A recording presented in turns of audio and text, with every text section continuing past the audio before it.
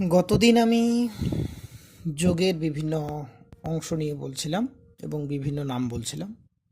আজকে আসুন আমি যেটা বলবো আজকে সেটা হচ্ছে বিয়োগ অঙ্কের কয়টি অংশ এবং কি কি নাম। তাহলে আমরা দেখি, তাহলে যদি আমরা এখানে লক্ষ্য করি যে 3 বিয়োগ 1 সমান 2।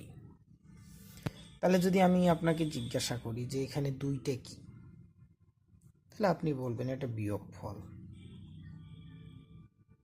বিয়োগ ফল। তাহলে যদি আমি আপনাকে বলি যে এই যে 3টা, এটার নাম কি? সরি, এটা এক এক, এটার নাম কি আর এটার নাম কি? তাহলে আসুন এই পার্টটাই আজকে আমরা শিখব।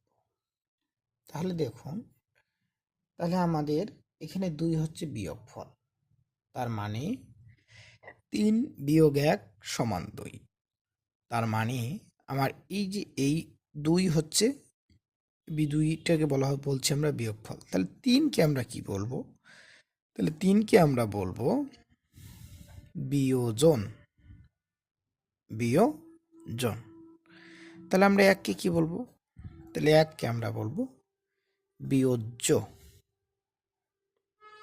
ঠিক আছে? তার মানে আমরা যদি এখন সাপোজ এই অঙ্কটাই আমাদের এরকম থাকে যে 3 বিয়োগ ফাঁকা ঘর বিয়োগ 2, তাহলে আমরা একটা কি সূত্র প্রয়োগ করব? তাহলে আমাদের কি নাই?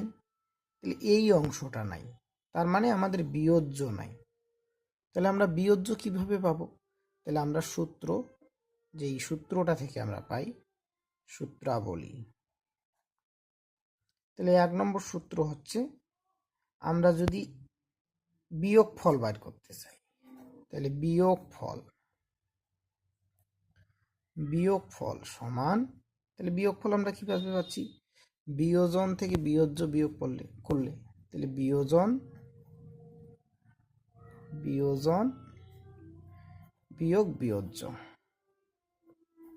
তাহলে বিয়োজন থেকে যদি আমরা বিয়োজ্য বিয়োগ করি তাহলে বিয়োগ ফল পাচ্ছি।